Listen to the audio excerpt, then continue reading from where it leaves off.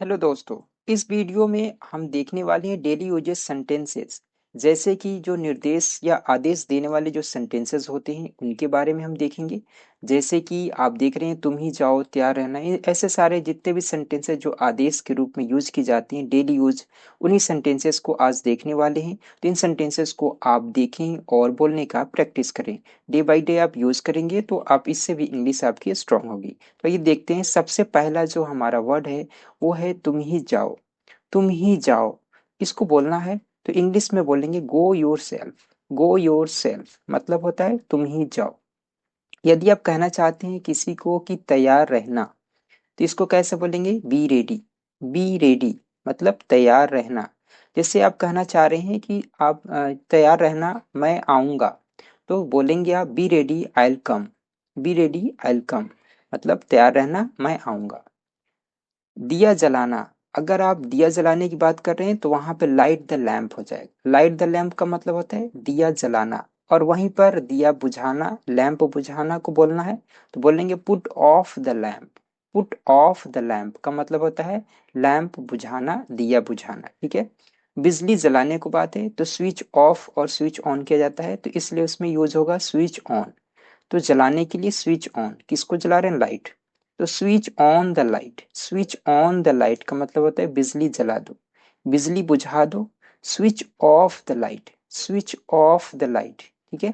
यहीं पे है पंखा चला दो, तो switch on. Switch on the fan.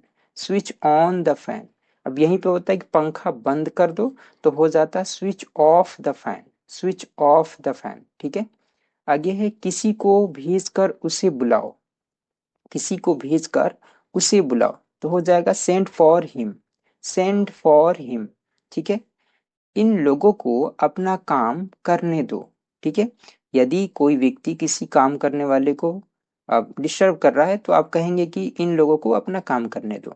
तो वहां पे हम बोलेंगे let these people do their work. Let these people do their work मतलब इन लोगों को अपना काम करने दो। ठीक है। अगला है हाथ धो। हाथ धोने के लिए आप किसी बच्चे को बोलना चाह रहे हैं तो बोलेंगे wash your hands. Wash your hands मतलब हाथ धो। जल्दी आओ। जल्दी आओ का हो जाएगा कम सुन। कम सुन मतलब जल्दी आओ। ठीक है। जल्दी जाओ को बोलना है तो हो जाएगा गो सुन। गो सुन। ठीक है। ये इम्परेटिव सेंटेंस है, जितने भी आप देख रहे हैं सभी इम्परेटिव सेंटेंस है।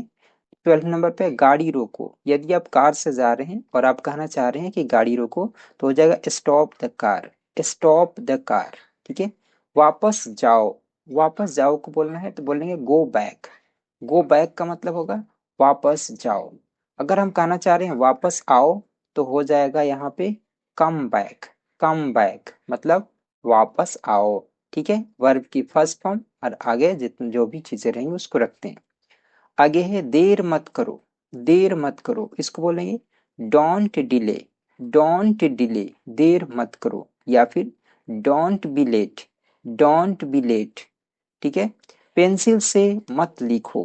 पेंसिल से मत लिखो, इसको बोलेंगे don't write with a pencil. Don't write with a pencil. ठीक है। तो यहाँ पे आप देख सकते हैं कि से के लिए पेंसिल के साथ विथ यूज हुआ है प्रीपोजिशन। ठीक है। तो पेन से लिखो तो हो जाएगा write with a pen. Write with a pen, pen से लिखो। दूसरों की नकल न करो। दूसरों की नकल मत करो। Don't copy others. Don't copy others. कोई किराए की मोटर लो या कोई किराए की मोटर कर लो, तो वहां पे हो जाएगा हायर अ टैक्सी। हायर मतलब किराए पर कोई चीज लेना, वाहन वगैरह, तो उसको बोलते हैं हायर करना। तो higher a taxi. Higher a taxi. ठीक है। कोट के बटन बंद करो। कोट के बटन बंद करो, तो हो जाएगा बटन अप। बटन अप का मतलब होता है बंद करना, बटन बंद करना। ठीक है।